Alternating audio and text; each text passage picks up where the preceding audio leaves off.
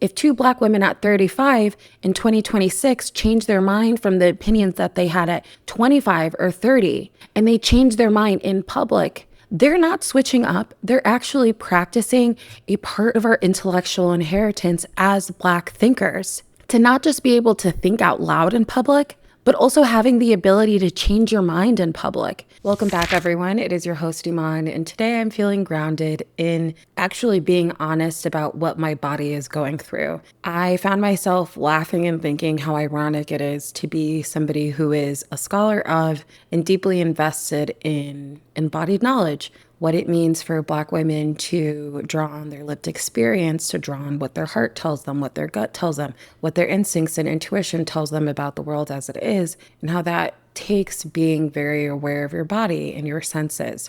And for me, I have been going through a lot of body challenges for, I would say, the better part of 2 years, and finally reached a diagnosis of insulin-resistant PCOS back in March, which solved a lot of mysteries that I had had around stomach issues, mood issues, hormone issues that made me think I had a gluten allergy and I would just feel terrible after eating. There's been so much, and so much of it has defined such a big part of my life. But I finally, after moving to Atlanta and being able to go to an all-Black OBGYN team, finally realized that I had been basically being misdiagnosed during this entire time. And what folks thought was just like GERD and like upper GI stuff was actually insulin resistance PCOS, and no one told me that at my previous hospital or my previous care team. But like I said, after moving to Atlanta and going to an all-Black OBGYN, I finally got this diagnosis. And the stats say that it can take almost up to 2 years to getting diagnosed, and that it's often frequently misdiagnosed in Black women. It leads to a lot of fatigue, lethargy, and mood swings. And a huge thing, it's made me gain over 35 pounds in the past year and a half or so that, I haven't been able to lose. So there's also body image and self-consciousness there. And I was just having a really hard time with it this weekend, hard time feeling good in my body because it makes you feel a little bit out of control of your body. And I'm just going through a hard moment with it and really struggling the other day. And that is normally something I would hold inside, but I actually immediately explained how I was feeling to my girlfriend, reached out to my sister. I got to see my friends last night and told them about it. And I instantly woke up this morning feeling so much better. For such a long time, since as long as I can remember, I've always had this belief that the strongest thing that you can do is not say anything at all, or by not acknowledging something, then you don't give it power over you, when actually in that ignoring of it, you're actually giving more control and more power over it to you. For me, things linger, they fester, they ruminate. And by just being super honest the past 24 hours with everyone in my life who I've encountered and just have talked to and been like, wait, I'm actually going through a really hard time with my mood. I'm really having a hard time with my body image. I'm having a hard time with my hormones. I was able to wake up today feeling totally different than I did about it yesterday. And I'm feeling very grateful about that. I feel like I'm in a lot of ways in an age of life where I'm forming my own beliefs and my own perspectives about things, interrogating things that I've assumed or beliefs that I've inherited, and just being honest about where I am and how I am. And I even thought, maybe I won't bring this up on this podcast. And I thought, like, how silly of me to not be honest. The fact that that does impact how I move throughout the world. This does impact my energy levels. This does impact how I think about my relationship to food and all of these different things. So that is just where I'm finding grounding today, being grounded in the honesty of it, being grounded in like the condition of it. It's even myself right now. I'm combating some internalized screaming that is telling me, girl, you don't even have it that bad. Like, which actually I do have it pretty bad, but you don't even have it that bad. Why are you complaining about this? Why are you, talking about something personal like this when literally the whole point of my work is about embodied knowledge and the knowledge that women derived from being fully present with their senses, and how embodied knowledge and knowledge within is frequently one of the highest authorities in people's lives and the thinkers that I think with. So how can I not be honest with the fact that it's been a rough past 24 to 48 hours, but I've been able to get on the other side of that. And I think that's worth noting. And that's actually a very good segue because I'm trying to change my mind around beliefs and perspectives and things that I think into our grounding question of the day, which is why it is your intellectual inheritance to change your mind.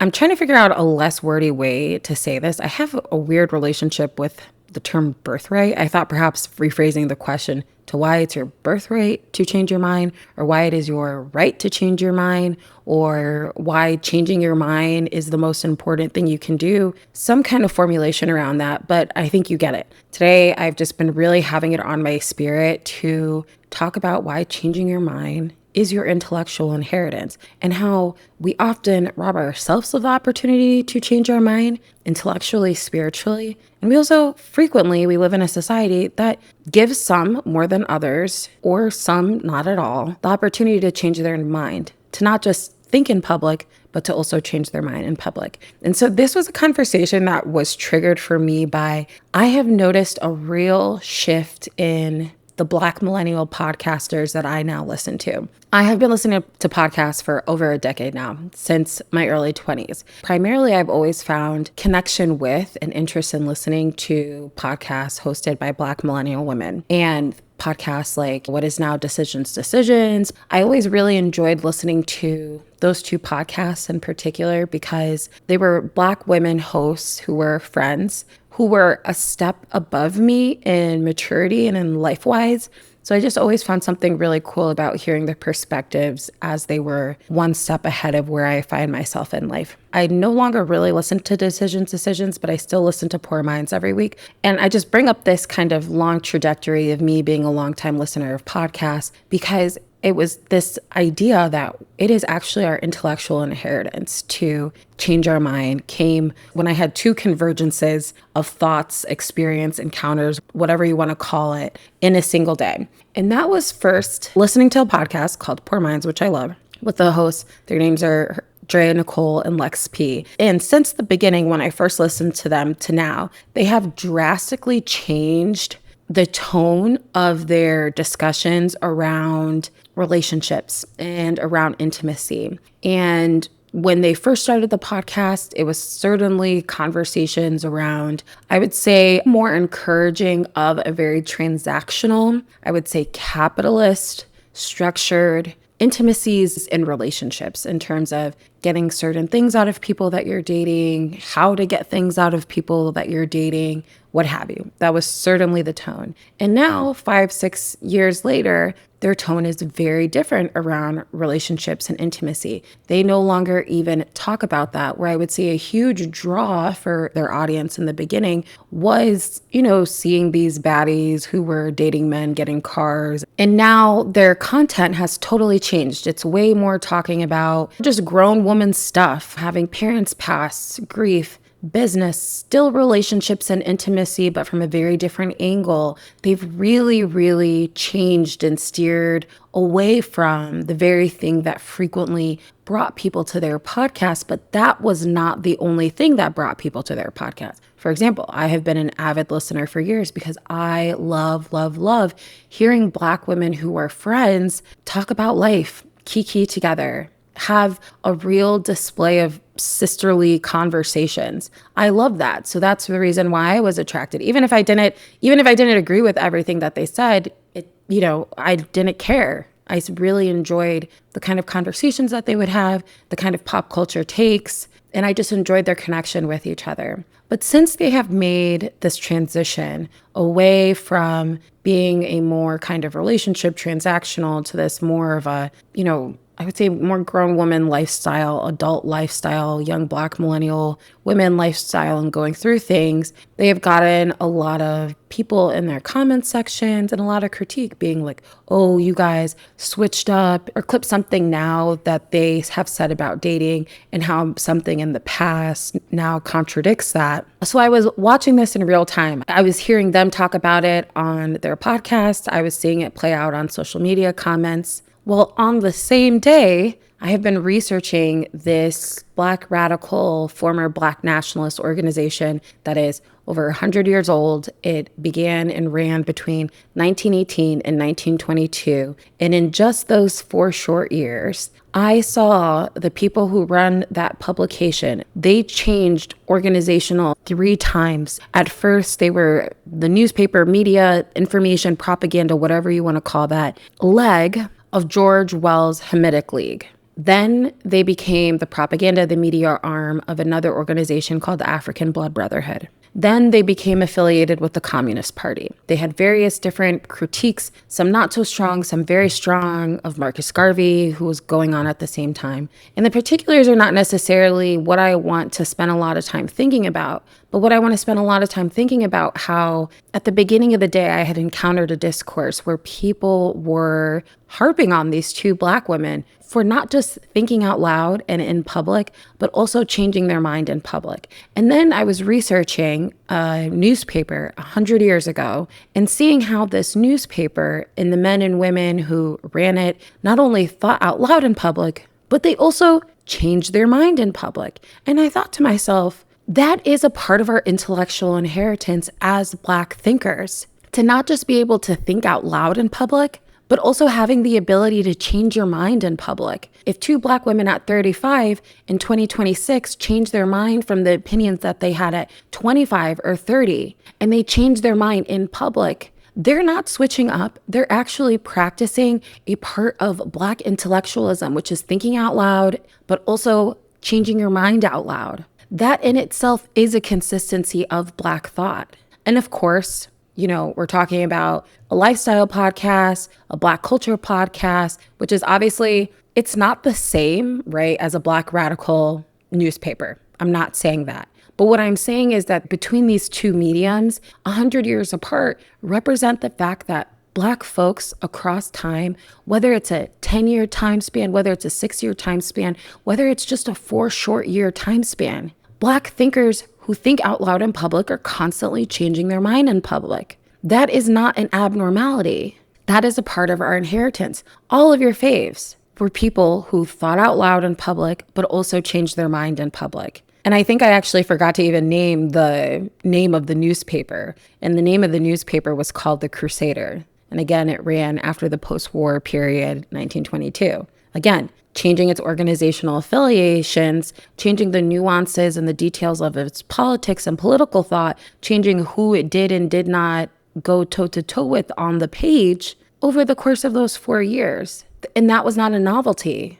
So why is it that it was okay and it was acceptable for this Black newspaper 100 years ago to change their organizational affiliation and keep going? Like, the readership was still there. It kept on going. But why is it then strange 100 years from now when 2 Black women podcast hosts, through more education, through lived experience, what have you, change their tune on what they said? What has happened in the past 100 years? What has happened in society and discourse and culture that has made us think that people need to be purists, need to be ideological purists, to never change, to just stand 10 toes down in what it is they think, or more importantly, also never given the opportunity to think otherwise, to do otherwise, to change their mind.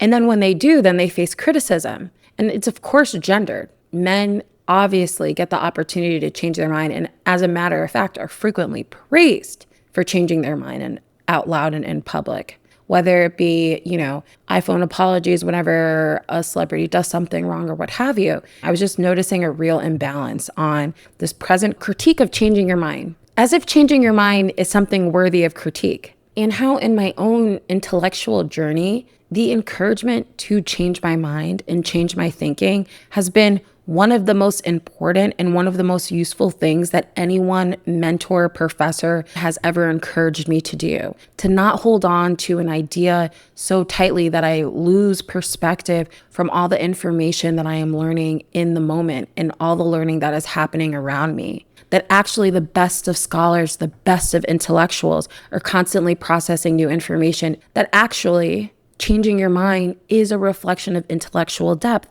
intellectual complexity. And so it just got me really annoyed about how frequently folks in the public sphere are denied the opportunity to have intellectual complexity and are denied the opportunity to change their minds. That is something that drops people's viewership. That is something that people say you're going to lose followers and listeners and what have you. Like, what is it? Why is there such a disdain for folks changing their mind, for being different, for evolving? And why is it that platforms do not favor evolution? What does it say about the platforms that we use to be intellectuals, to think out loud, that these same platforms do not actually promote our growth, that they don't actually grow with us? What kind of intellectual playground is that? What kind of intellectual landscape is that? It is an act of love to allow people to change their mind. It is an act of love to see people through change. And it got me thinking about someone who is absolutely revered, who absolutely thought out loud and changed his mind in public. And that is Malcolm X. And as a matter of fact, Audre Lorde wrote that when she looked back about what Malcolm X taught her, what the 60s and 70s taught her, she says that Malcolm X taught her that the most important Black survival skill is the ability to change, is the ability to not just think out loud, but also change your mind out loud in public. For example, when Malcolm X was a minister with the Nation of Islam, before he left the Nation of Islam in 1963, he had extremely harsh things to say about women. And harsh is a euphemism, extremely misogynistic things to say about women that aligned with Nation of Islam theology. He was a minister of the nation, and he certainly upheld the gender discourse that they had, which noted women as being naturally inferior, as, all of the things that you can imagine, and frequently the things that are cited about him by people who do not actually want to think with him. They use who he was in that moment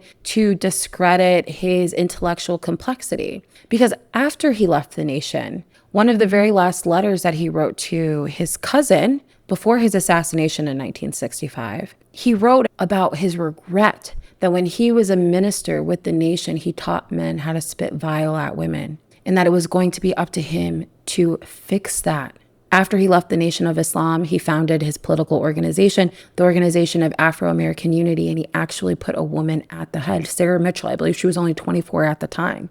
He put women in leadership positions. He talked about their centrality to the movement. He was someone who changed his opinions on women and gender. He was somebody who made statements about women and gender in the public sphere, but also changed his mind on those very same topics. He changed his mind on the kind of politics and the strategy needed to bring about an independent, flourishing Black life for Black folks in the United States in the midst of Jim Crow. When he was with the Nation of Islam, it was very much so a separatist, leave Black people alone, Black economic independence, like don't even vote, like just leave us alone and we're going to do our own things. And then after he left the Nation of Islam, his politics changed to a more internationalist approach. He was organizing across the world, meeting with dignitaries and meeting with presidents in order to coalition build, in order to bring the United States before the United Nations and charge them with genocide. So rather than having a separatist approach when he was with the Nation of Islam, he ended up transitioning to having a very internationalist approach. And so again, I don't want to get too bogged down in the details of this, but what I want to say is that Malcolm X, right, someone who is a fave, is somebody who thought out loud in public, but also changed his mind in public. And in fact, Audre Lorde, a Black feminist icon writer, there are a few more synonymous with Black feminist thought following Malcolm's generation than that of Audre Lorde. And what she says is the greatest lesson that Malcolm taught her was the ability to change her mind. So again, whether it be the Crusader between 1918 and 1922, which was the Black nationalist organization that I told you about that changed their organizational affiliation at least 3 times within the 4 short years it was in print, whether it's Malcolm X between, the height of his career, which I would say between 1959 and 1965, when he himself also changed his organizational affiliation and also thought out loud about gender, but also changed his mind out loud about gender. Or whether it be Lex and Drea from Poor Minds, who are 2 podcasters who have really switched up their opinions on Black women and relationship and intimacy and the kinds of conversations that they're interested in having from their mid-20s to now their mid-30s. All of that is a part of a Black intellectual landscape that says that the same Black folks who think out loud in public have also always changed their mind in public. And I know some folks are going to be like, why would you compare the Crusader and Malcolm X and these, Black nationalist publications that were super important in the early to mid 20th century with now in the 21st century, 100 years later, with two podcasters who comment on society and culture and what have you? Why are you comparing them? And I'm comparing them because they're all Black thinkers thinking out loud in public and changing their mind in public. They show that actually something that defines US Black intellectual thought is changing your mind.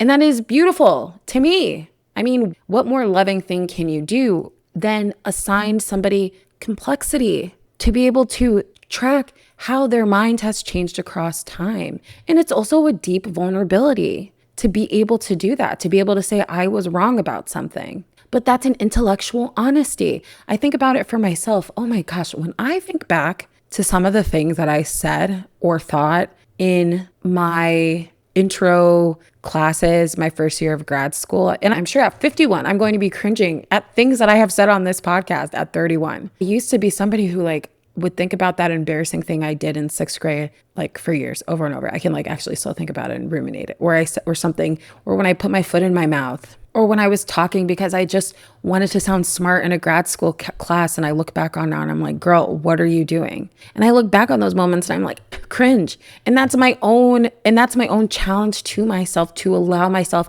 the intellectual and the emotional complexity to be someone who has changed her mind, to not look down upon that person that I was in the past with the knowledge that I had in the past, doing as best as I could, to not look down on her, to not judge her, to not deny myself my own intellectual complexity by constantly ruminating on that terrible, embarrassing thing I said, 5 years ago, to allow myself to be a thinker who has intellectual complexity, who is not going to be thinking the same things in this moment as she is 10 years from now, nor as I did 5 years from now. That is intellectually honest, being able to grow, being able to evolve. And what I love about tracing somebody like Malcolm X's intellectual thought across the height of his career, or changing the evolving Black nationalist politics represented in the magazine, The Crusader, is that there's an intellectual honesty there. There's an intellectual honesty that says, we are changing, we are gathering more information. As a matter of fact, we want you to take us seriously because we can actually tell you how we're changing and how we're evolving.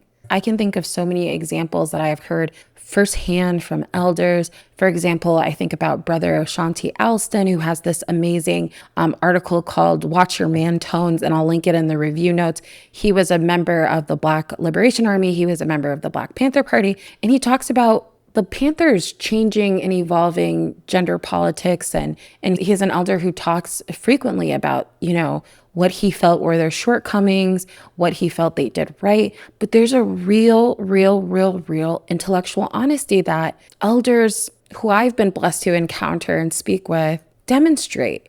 And whenever I am in the presence of somebody who is being that honest, it feels deeply spiritual because there's such an intimacy. There's just such an intimacy to being able to admit when you're wrong and not feel shame about it, but to make it a space of connection, to use it as a place to teach forward from, that I just think is so admirable. And, Lex and Dre and Nicole, I think that, are just a little bit older than I am, but I just love the idea of Black women having a space to think in real time, to change their mind in real time, in the same way that the Crusader gave other Black thinkers and themselves the opportunity to change their mind. That is actually a defining characteristic of Black intellectual history, of Black intellectual life. And it actually can be extremely frustrating and require a lot of nuance, and also require a lot of work to know that a thinker that you encounter in a moment in 1968, in 1996, they're not going to be thinking the same thing. And you have to be able to account for